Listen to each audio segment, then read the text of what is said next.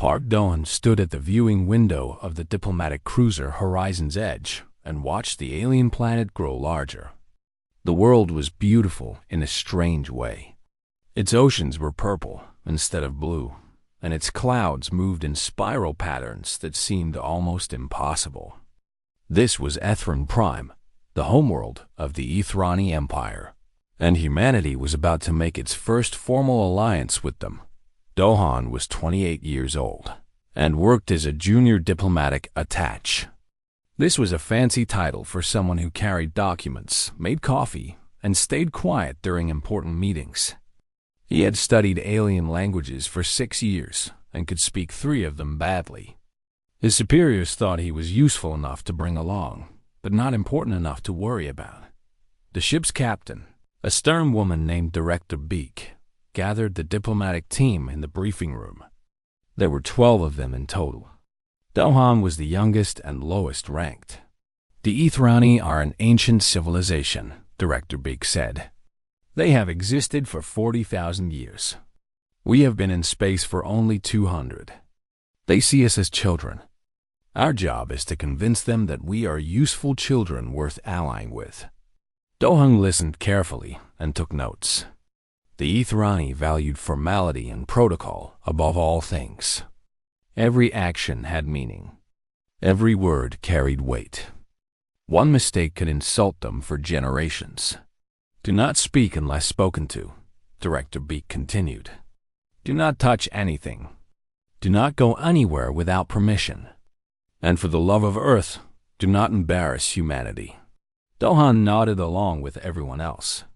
He had no intention of doing anything important.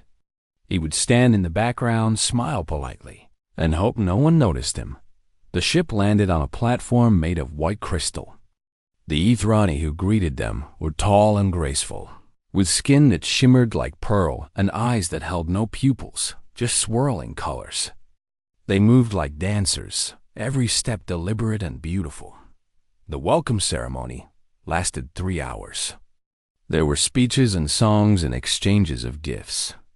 Dohan's legs hurt from standing still for so long, but he did not complain. Finally, the Ethrani servants led them to their quarters in the diplomatic barracks, or at least, they were supposed to. A young Ethrani servant approached Dohan with a small device. "Human Park Dohan?" she asked in accented English. Double quotes. "Yes, that is me," Dohan said. "There was a problem with your assigned quarters. Water damage from a pipe. We have moved you to alternate housing. Please follow the guide markers on this device." Dohan took the device and thanked her. He thought nothing of it. Problems happened. He followed the glowing markers on the small screen through the palace corridors. The palace was enormous.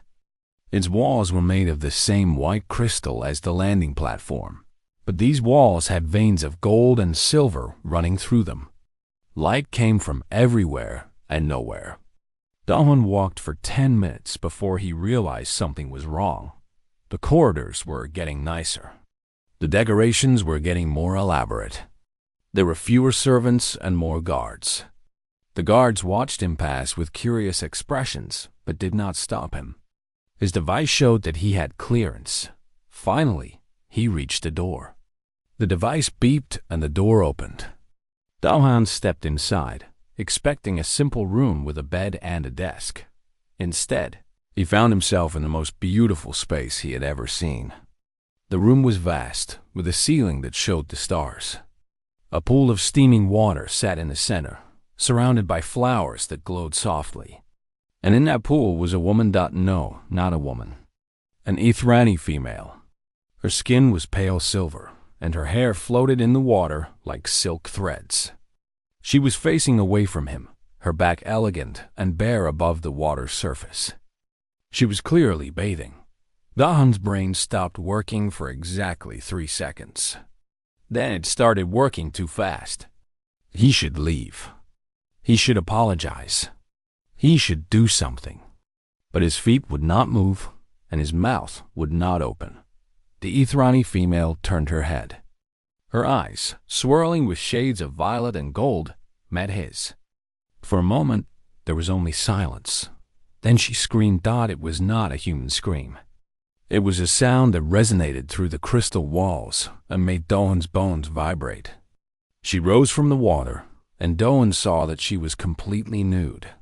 But before he could react to this, he noticed something more important. She was not covering herself. She was pointing at him with an expression of absolute horror. "Male!" she shouted in Ithrani. "Unannounced male in my chambers." Dohan finally found his voice. "I am so sorry."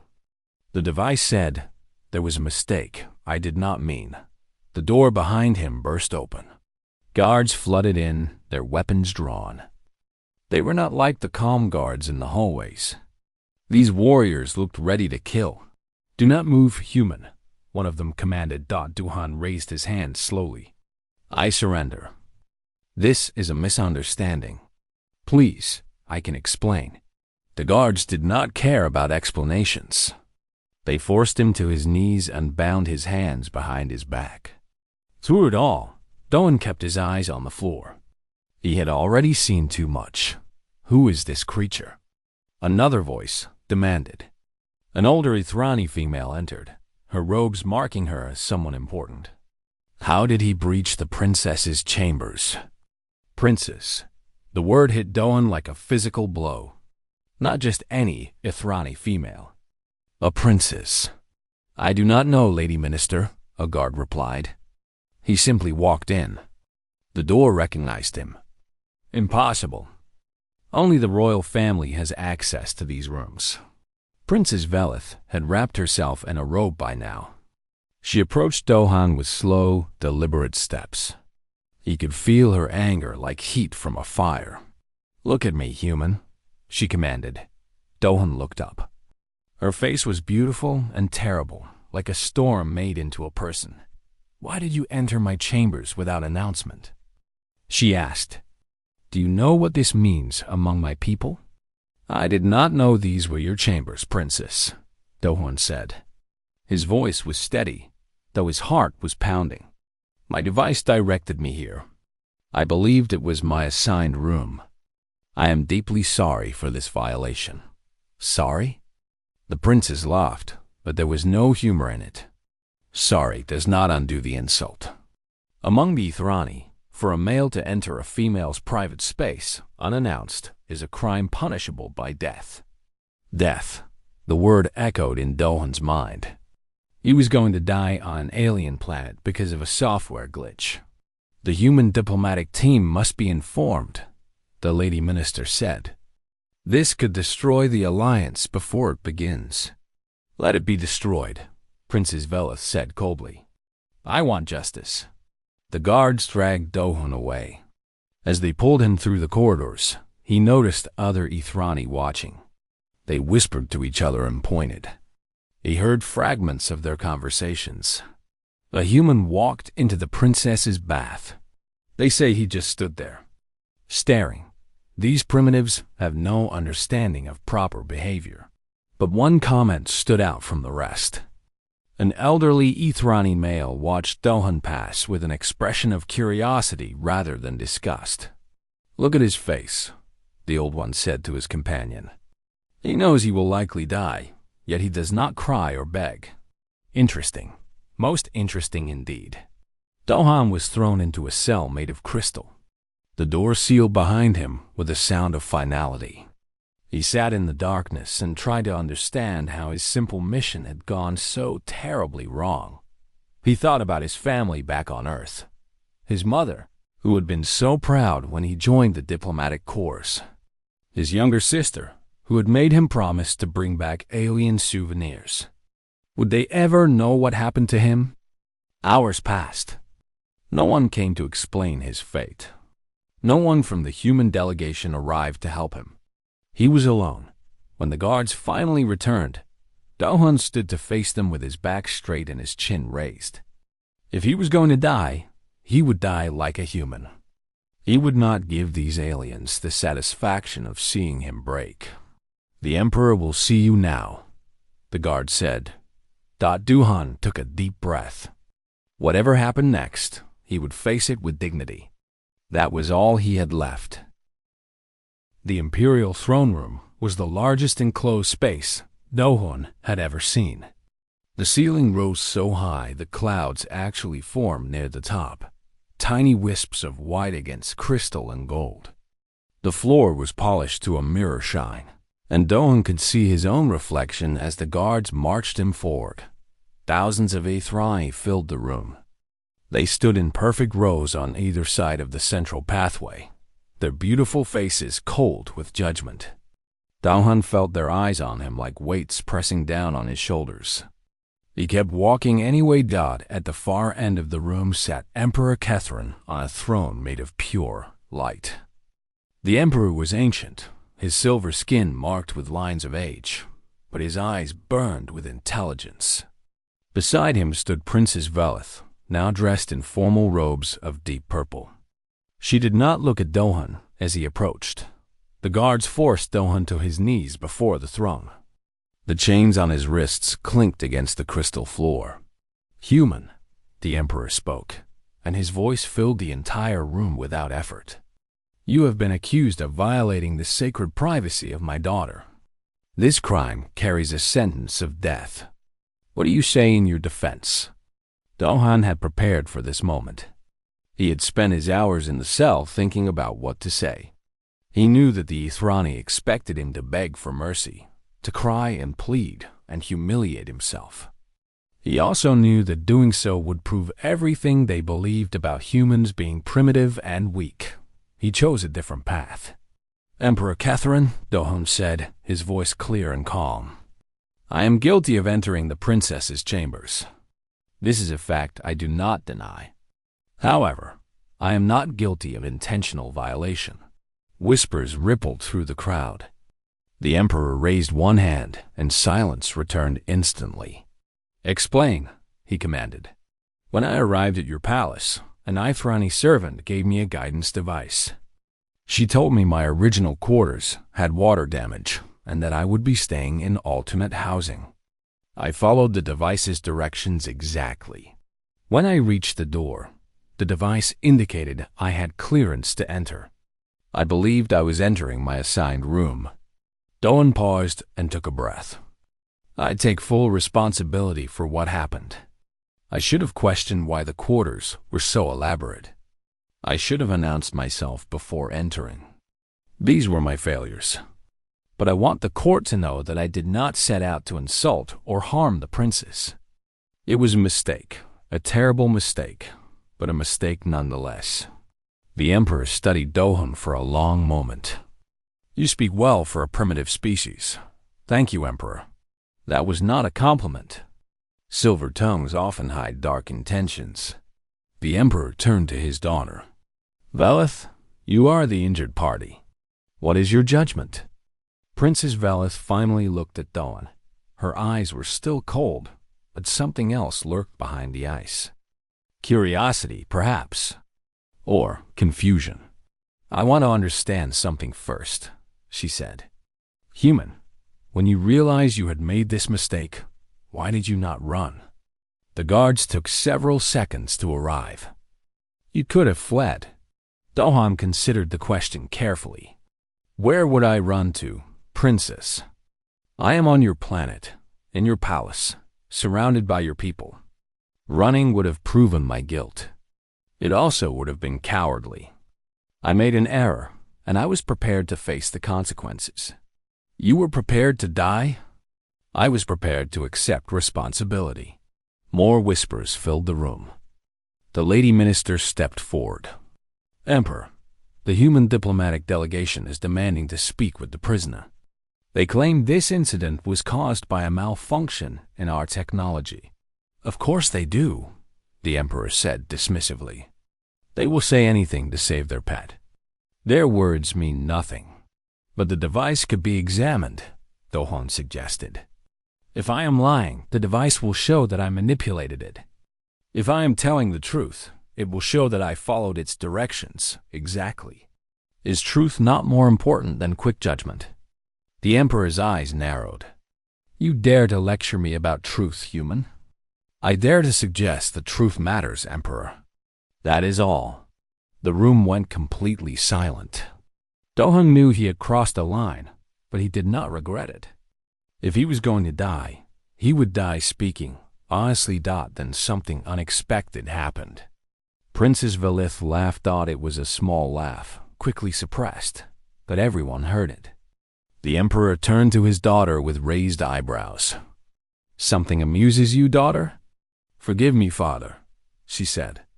"It is just that this human is either very brave or very stupid, and I cannot determine which." "Perhaps both," the Emperor suggested. "Perhaps."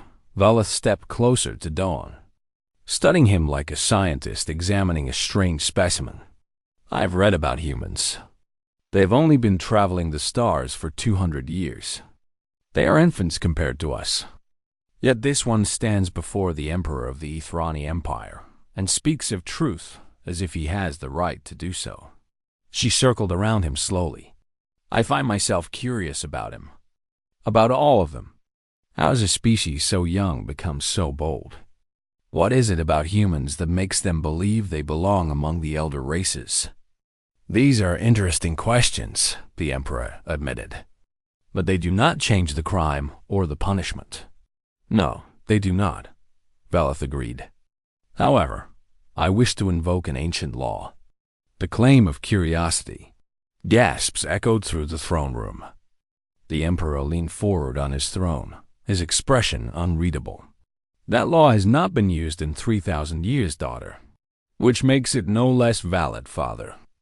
The claim of curiosity allows the injured party to delay judgment in order to study the offender. I wish to study this human before he is executed. I wish to understand how his kind thinks, how they became what they are. The knowledge could be valuable to our empire." The Emperor considered this for a long moment. The entire court waited in breathless silence. How long would this study require? He finally asked. "1 cycle. Perhaps 2. 1 cycle," the Emperor declared. "You have 1 cycle to conduct your study. After that, the human will face judgment for his crime. Is this acceptable?" "It is, father." "Then it is decided. Guards, release the prisoner into the custody of Princess Velith. He is to be treated as a subject of study, not as a guest. He will have no contact with the human delegation until the study is complete." The guards unlocked Dohan's chains. He rose to his feet, rubbing his sore wrists. "Thank you, Emperor," he said. "And thank you, Princess. I will cooperate fully with your study." "Do not thank me yet, human," Velith replied. "I have not saved your life. I have merely delayed your death. The outcome remains the same unless you prove yourself worthy of continued existence." "I understand." Velith gestured for him to follow. As they walked out of the throne room, Dohan heard the whispers start again. He caught fragments of conversation. "The princess has taken a human as her subject. She always was. Strange. Perhaps she sees something the rest of us do not." They walked through crystal corridors until they reached a wing of the palace that was quieter than the rest. Velith led into a comfortable room with a bed, a desk, and windows that looked out over the alien city. "These will be your quarters during the study," she said. "You will not be chained, but you will be watched at all times. If you try to escape or contact your people, the study ends immediately and your execution proceeds." "I will not try to escape," Dohan said. "Good." She started to leave, then paused at the door. "Why did you not beg, human?" "In the throne room, I mean. Every other species that has faced our justice has begged for mercy. You did not even try." Dohan thought about the question. "Because begging would not have changed anything. Your law is your law. If I was going to die, I wanted to die with my dignity intact. That mattered more to me than a few extra moments of life."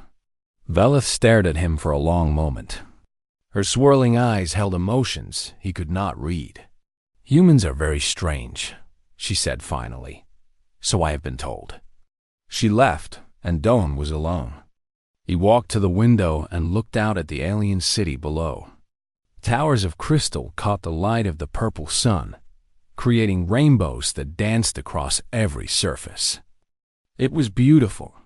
It might be the last beautiful thing he ever saw, but he was still alive. He had time. And if there was one thing humans were good at, it was making the most of whatever time they had. He sat down at the desk and began to think about how to survive the coming cycle. He was a junior diplomatic attaché with no real power or influence. His only assets were his mind and his words. He would have to use both carefully. The study would begin tomorrow. Princess Velith wanted to understand humanity. Very well. He would show her. He would show her exactly what humans were capable of. Not through grand gestures or impressive displays, but through simple honesty and stubborn determination, if he was lucky. It might be enough to save his life. If he was not lucky, at least he would die knowing he had represented his species well. Either way, humanity would not be forgotten on Ethron Prime. The study began the next morning. Princess Velith arrived at Dahan's room carrying a recording device and a stack of documents written in Ethrani script. "We will start with basic questions," she said, sitting across from him at the desk. "I wish to understand your species from its foundations. Ask whatever you want, Princess. How long have humans existed? As a species? About 300,000 years. As a civilization with writing and cities, about 6,000 years. Velith made a note. "And when did you first leave your homeworld?" "About 200 years ago. We landed on our moon first, then expanded to other planets in our solar system, and eventually developed faster-than-light travel." 200 years, she repeated. "The Ethrani took 10,000 years to achieve what you did in 200. How is this possible?" Dawan smiled slightly. "We were in a hurry. That is not an answer. It is, actually. Humans have short lives. 70 or 80 years, if we are lucky. We do not have time to be patient. Every generation wants to accomplish something meaningful before it dies. That urgency pushes us forward faster than species with longer lifespans." Velith considered this. "But surely haste leads to mistakes." "It does. We make many mistakes.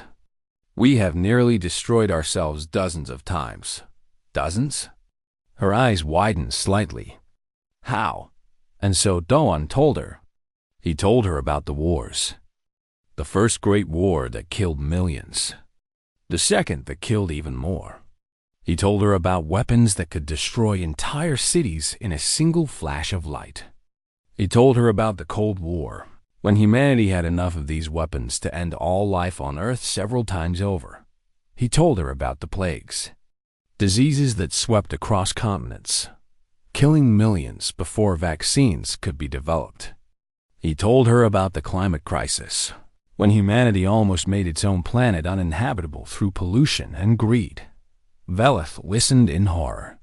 "You are saying that your species has faced extinction-level threats multiple times and survived all of them?" "Yes. How?" "How is that possible? When the Ethrani faced a single great crisis 15,000 years ago, it took us 10,000 years to recover. We swore never to let it happen again." "Humans do not have that option," Dawan explained. "We cannot swear away our destructive tendencies. They are part of who we are. All we can do is clean up our messes and try to do better next time. That is," she searched for the right word, "terrifying. Yes, we terrify ourselves sometimes." The days that followed were filled with more questions. Velith wanted to know everything about humanity. Their art, their music, their philosophy. Dawan did his best to explain concepts that were difficult to translate across cultures. He told her about love and how humans formed bonds with each other that transcended logic. He told her about family and the lengths parents would go to protect their children. He told her about friendship and loyalty and sacrifice. One afternoon, They walked through the palace gardens. The flowers here glowed with bioluminescence, creating a landscape of soft light and color. Velith had started to relax around him, her cold formality slowly melting into genuine curiosity. "Tell me about your home," she said. "Your personal home, not your planet." Dohan thought about his small apartment in Bizin. "It is nothing special. A few rooms. A view of the ocean.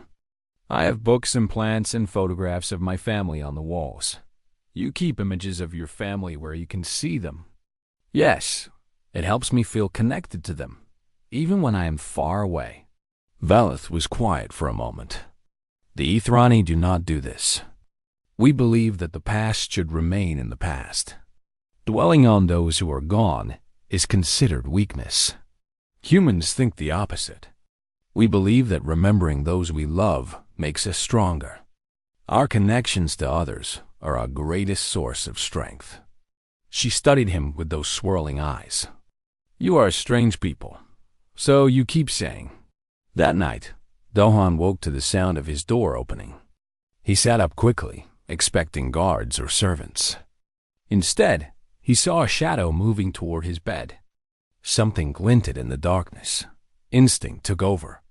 He rolled off the bed just as a blade struck the pillow where his head had been. He grabbed the attacker's arm and twisted, using leverage to throw them against the wall. The blade clattered to the floor. "Guards!" he shouted. "Help!" But no one came. The attacker recovered quickly and pulled another weapon from their robes.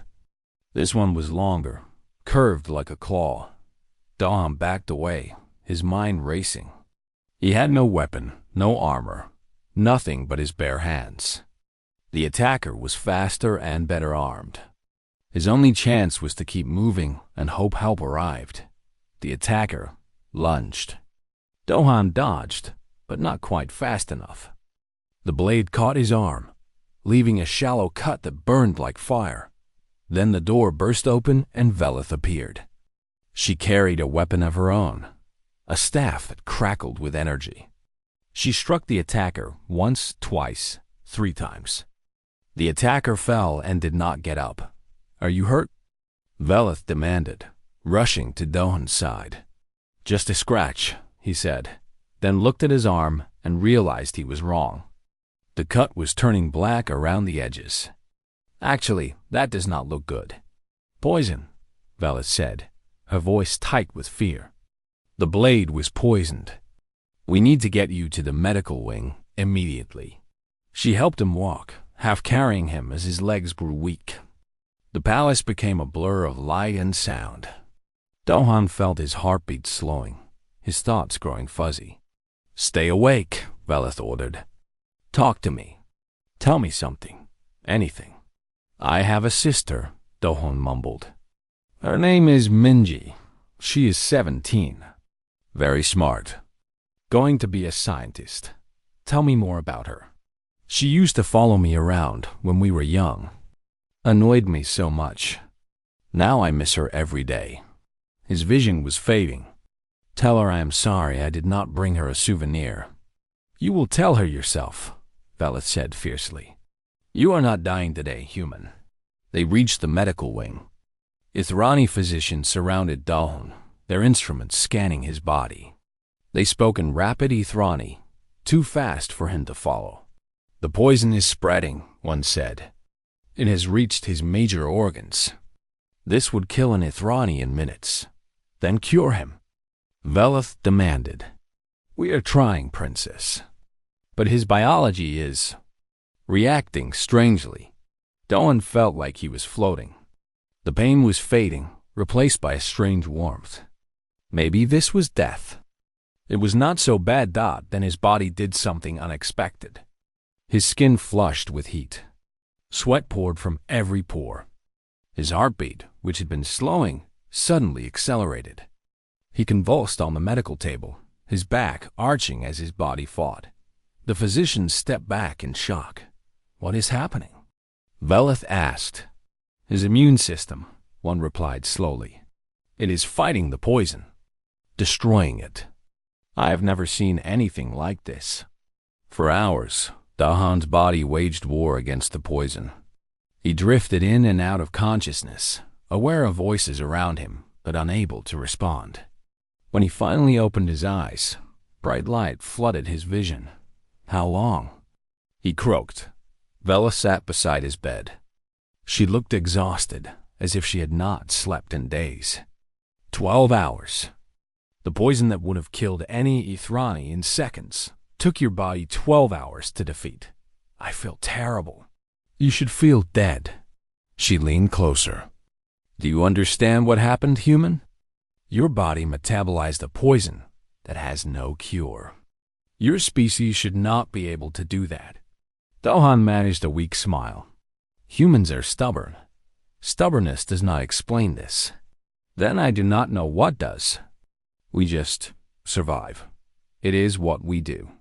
Velith was quiet for a long moment. When she spoke again, her voice was different, softer, more vulnerable. The assassin was sent by a faction in my father's court.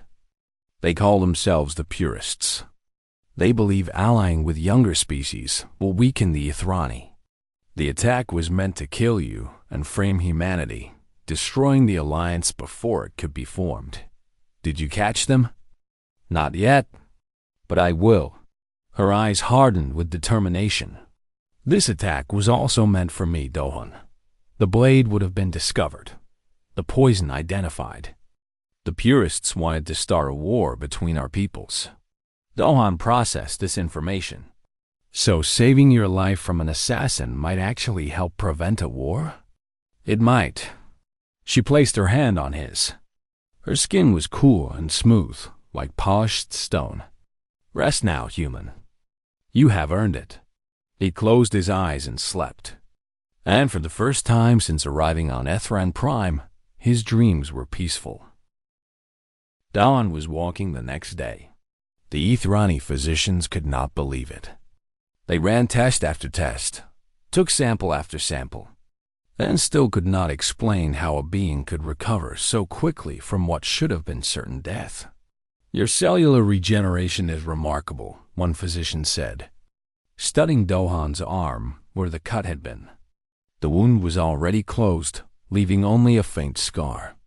This healing rate should not be possible. Humans heal fast, Dohan said simply. This is not fast. This is impossible. But impossible or not, Dohan was alive and mobile. And he had work to do. He found Velith in her study, surrounded by documents and data screens. She had been researching the Purists all night, tracing connections and examining records. You should be in bed, she said without looking up. I have rested enough. Let me help. She finally looked at him, and something in her expression had changed. The cold distance was gone, replaced by something that might have been respect. Or concern. Or both. Very well, sit. Together, they studied the evidence. The Purists were a secret faction within the Ithrani nobility. They believed that the Empire had grown weak by allowing contact with younger species.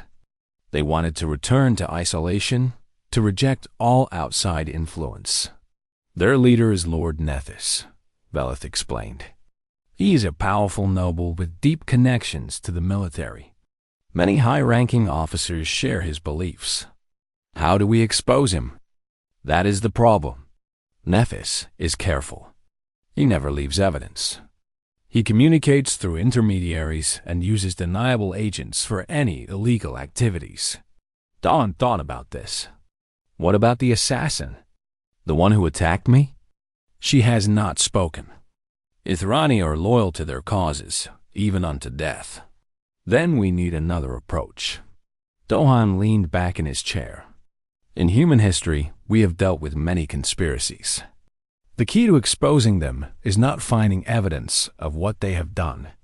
It is making them do something that reveals themselves. You suggest a trap? Exactly. We make Nethys think he has an opportunity he cannot resist. We let him expose himself. Velith considered this. It is risky. If he suspects a trap, He will disappear underground, and we will never catch him. Then we need bait. He cannot refuse. Dohan met her eyes. Me, I am the bait. No, you nearly died once already. And I survived. That is the point, Princess. Nethys thinks I should be dead. He does not know that my body fought off the poison. If he believes I am still weak and vulnerable, he will try again. And this time, we will be ready. Velith stared at him for a long moment. Why would you risk this? This is not your fight. This is an Ithrani matter. It became my fight when someone tried to kill me. And it became humanity's fight when they tried to use my death to start a war. I will not let that happen. She was quiet for a long moment. Then she nodded slowly.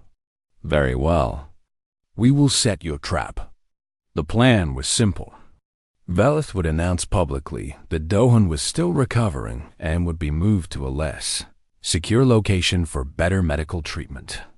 She would complain to her father about the inadequate security, making it seem like she was losing faith in the investigation.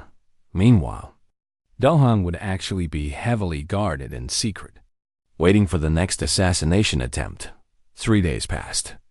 Dohan spent them reading Ithrani history books and practicing combat moves he had learned years ago in a boxing gym in Bizan. He was not a fighter by profession, but he knew how to throw a punch and how to take one. On the 4th night, the trap was sprung. Dohan heard the window open and pretended to be asleep. He kept his breathing slow and steady as footsteps approached his bed. He waited until the last possible moment. Then he moved. He grabbed the attacker's wrist and pulled hard, using momentum to throw them off balance. The attacker stumbled, and Dohan was on his feet in an instant. He saw the blade coming and ducked under it, then delivered a solid punch to the attacker's midsection. The attacker doubled over, but recovered quickly. They were trained, faster than Dohan, but he was stronger than they expected. For a human, anyway. The fight lasted only seconds before the hidden guards burst in and overwhelmed the attacker. This time, the assassin was taken alive. Well done, human, Velith said, stepping into the room. You fought like a cornered animal. I will take that as a compliment. The assassin was interrogated. Under pressure, he revealed everything. Names, locations, plans. The purest conspiracy was larger than anyone had suspected. Dozens of nobles were involved, along with several military commanders. But the key piece of evidence was a communication device found on the assassin. It contained messages from Lord Nethys himself, ordering the attacks and promising rewards for success. Armed with this evidence, Velith went before the Emperor. The throne room was packed when Lord Nethys was summoned. He arrived looking confident, his silver robes immaculate, his expression calm. He clearly did not expect to be accused. Lord Nethys, Emperor Kethrin said, you stand accused of conspiracy, attempted murder, and treason. How do you respond? These accusations are absurd, Emperor. I have served this empire loyally for 600 years. Then explain these messages. Velith stepped forward and projected the communications for all to see. These are from your personal device, written in your encryption, sent to an assassin who attempted to kill both me and the human diplomatic attaché. Nethys's confident expression flickered. Forgeries. Anyone could have created those. The encryption is yours. The authorization codes are yours. The payment transfers came from your accounts. Velith's voice was cold and hard. Will you deny all of this? The throne room erupted in whispers. Nethys looked around desperately, searching for allies. Few would meet his eyes. Very well, Nethys said, and his demeanor changed completely. The mask of calm civility dropped, revealing the hatred beneath. I do not deny it. I am proud of it. The Ithrani Empire has stood for 40,000 years by maintaining its purity. Now you would have us ally with these insects? He pointed at Dohan. They are vermin. They breed like pests and spread across the galaxy like a disease. If we let them into our empire, they will destroy everything we have built. They have been spacefaring for 200 years, the Emperor said quietly. We have existed for 40,000. They are hardly a threat. That is exactly why they are a threat. Nethys shouted. Do you not see? Their growth rate is exponential. In another 200 years, they will outnumber us. In 500, they will surpass us. They are a plague, and the only way to survive a plague is to kill it before it spreads. Dawan stepped forward. May I speak, Emperor? The Emperor nodded. Lord Nethys believes that humans are a threat because we grow quickly and adapt easily. He is not entirely wrong. We do grow quickly. We do adapt. But he is wrong about what that means. Dawan walked closer to Nethys, showing no fear. Humanity has survived plagues, wars, and disasters that should have destroyed us. We survived because we learned. Every catastrophe taught us something. We became better after each failure. You call that a strength? Nethys sneered. Failing repeatedly and barely surviving? Yes, because we are still here. Despite everything, we are still here. And we will continue to be here long after those who underestimated us are forgotten. Dawan turned to face the court. The Ethrani have existed for 40,000 years. In all that time, how many other species have you seen rise and fall? How many promising civilizations have you watched destroy themselves? Humanity will not be one of them. Not because we are stronger or smarter or better than anyone else, but because we refuse to give up. We refuse to accept defeat. We refuse to die. He looked at Nethys with something almost like pity. You fear us because you do not understand us. That is your weakness, not ours. Nethys' face twisted with rage. I will not be lectured by a primitive. I demand the right of truth. The court went silent. Even the Emperor looked surprised. The right of truth?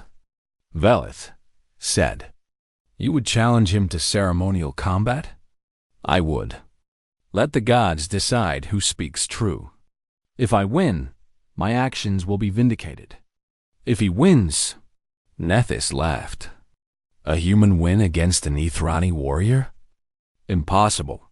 The Emperor considered this. Human, the right of truth is a formal duel.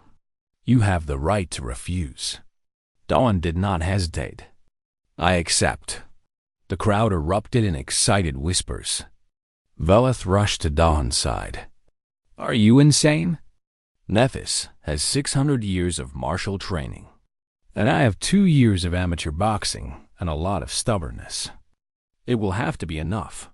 This is suicide. Maybe. Dawan smiled grimly. But if I die, at least I die proving something important. What? That humans never back down from a challenge, no matter how impossible it seems. The duel was set for the next morning. Dawan spent the night preparing, not through practice, but through rest. He knew he could not match Nethys in skill or experience.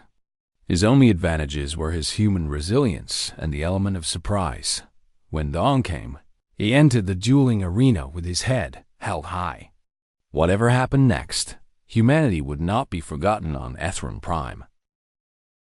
The dueling arena was a circle of white crystal surrounded by thousands of seats filled with Ethrani spectators. They had come from across the Empire to witness this historic event. A human fighting an Ethrani noble in the ancient right of truth. Most expected it to last only seconds. Dawan stood at one end of the arena, wearing simple clothes provided by Velith. No armor, no protection, just cloth and skin. Across from him, Lord Nethys stood in ceremonial fighting robes, a curved blade in each hand. The right of truth is fought until one combatant yields or is unable to continue, the Emperor announced from his viewing platform. No killing strikes unless absolutely necessary. Begin. Nethys moved first. He glided across the arena like water, his blades weaving patterns in the air that seemed almost artistic. Dohan barely dodged the first strike. The second caught his sleeve and tore it. The third would have cut his face if he had not twisted away at the last moment. The Ithrani fought beautifully. Every movement was precise, elegant, perfected over centuries of training. Dohan looked clumsy in comparison, stumbling and ducking like a drunk trying to avoid raindrops, but he was still standing. Nethys attacked again, a complex series of strikes designed to overwhelm. Dohan blocked what he could with his forearms, feeling the blades slice shallow cuts into his skin. He kept moving, kept retreating, kept surviving. "Stand still and die with dignity, human." Nethys shouted. Dohan said nothing. He was saving his breath. The fight continued. Minutes passed. Then more minutes. The crowd, which had expected a quick execution, grew restless. This was not how the rite was supposed to go. The humans should be dead by now. But Dohan was still standing. His arms were covered in cuts. Blood stained his torn clothes. His breathing was heavy, and his muscles burned with exhaustion. But he was still standing. And Nethys was getting tired. The Ithrani had trained for elegant duels that lasted seconds, not brutal fights that dragged on and on. His attacks were becoming slower, less precise. His breathing was harder. That was when Dohan changed tactics. Instead of retreating, he stepped forward. Instead of blocking, he attacked. His first punch caught Nethys in the ribs. It was not a beautiful strike. There was no elegance to it, no centuries of refinement. It was just a fist hitting flesh as hard as possible. Nethys staggered, shocked that the human had actually hit him. Dohan hit him again. And again. Each punch was simple, direct, brutal. No wasted movement. No artistic flourishes. Just impact.net. He's tried to use his blades, but at close range, they were less effective. Dohan was inside his guard now, too close for the curved weapons to work properly. A punch to the stomach. A punch to the face. An elbow strike that sent Nethys spinning. The noble tried to retreat, to create distance, to regain his advantage. But Dohan would not let him. He pressed forward relentlessly, throwing punch after punch. Finally, one punch landed perfectly. Dohan's fist connected with Nethys's jaw with every ounce of strength he had left. The Ithrani lord's eyes rolled back, and he collapsed to the ground. 40-7 seconds of close combat. That was all it had taken once Dohan got inside. The arena was silent. No one could believe what they had just seen. A human, a primitive from a species barely 2 centuries into spaceflight, had defeated an Ithrani noble with 600 years of training. "Do you yield?" Dohan asked, standing over Nethys with his fists raised. Nethys groaned and tried to rise, but his body would not obey. Blood dripped from his nose and mouth. His perfect silver skin was bruised and swollen. "I yield," he whispered. The crowd erupted. Some cheered, some screamed in outrage, some simply stared in shock. Dohan lowered his fists and took a deep breath. Every part of his body hurt. He was fairly sure he had broken several of his own fingers, but he had won. Veleth rushed into the arena and caught him as he swayed. "You did it," she said, and there were tears in her eyes. "You actually did it." "Never bet against a human," Dohan managed, then collapsed in her arms. He woke up in the medical wing again. This was becoming a habit. Veleth sat beside him, just as she had after the poisoning. But this time, her expression was different, warmer, softer. "The Emperor has pardoned you for all charges," she said. "The incident with my chambers has been officially classified as a technical malfunction. You are free, and Nethys?" "Imprisoned. His conspiracy has been dismantled. Many of his followers have been arrested. The purists have finished." Dohan let out a breath he did not know he had been holding. So the alliance will proceed. In fact, the Emperor has decided to offer humanity significantly better terms than originally proposed. He says any species that produces individuals like you deserves respect. I am just a junior attach. I carry documents and make coffee. Velith smiled. You are more than that now. You are the human who survived poison that kills in seconds, defeated an ancient warrior in single combat, and saved the alliance between our peoples. You will be remembered in Ithrani history books. I just wanted to survive. That is exactly what makes humans remarkable. You do not seek glory. You just want to survive. And somehow, in the process, you accomplish impossible things. The formal alliance ceremony took place 3 days later. Dahan stood with the human delegation, watching as Director Beak and Emperor Ketharan signed the historic agreement. It was a moment that would change galactic history, but Dahan's mind was elsewhere. After the ceremony, Velith found him in the palace gardens. She had changed out of her formal robes into simpler clothes. She looked more beautiful than ever. I have news, she said. I have been appointed as the Ithrani ambassador to Earth. Dawan's heart skipped a beat. You are coming to Earth? Yes, my father believes I am the best choice, given my extensive study of humanity. She smiled, and there was warmth in it that had not been there before. I requested the posting. Why? Because my study is not complete. There is still so much about your species that I do not understand. She stepped closer to him, and because there is one human in particular that I wish to continue studying. Dahan felt his face grow warm. Princess Velith. Just Velith. We have been through too much for formality. Velith. He liked the way her name felt in his mouth. I am honored. But I should remind you that we met because I accidentally saw you naked. She laughed, and the sound was like music. Among my people, seeing someone without their social masks is considered the beginning of true understanding. You saw me at my most vulnerable, and instead of exploiting that moment, you faced death with dignity. That is rare. I did not have much choice. You had choices. You chose courage over cowardice, truth over deception, honor over survival. Those choices define who you are. She reached out and took his hand. Her skin was cool against his warmth. I have chosen a human name for informal use, she said. I wish to be called Yuna while on Earth. Yuna? That is a Korean name. It means grace. I know. I asked a human linguist. Her swirling eyes met his. I want to learn what grace means to your people. What love means. What family means. I want to understand everything. That could take a lifetime. Then we had better get started. 2 days later, the diplomatic cruiser Horizon's Edge departed Ethron Prime with an unusual passenger. Ambassador Yuna stood at the viewing window beside Dohan, watching her homeworld shrink into the distance. Any regrets? Dohan asked. No, I'm exactly where I want to be.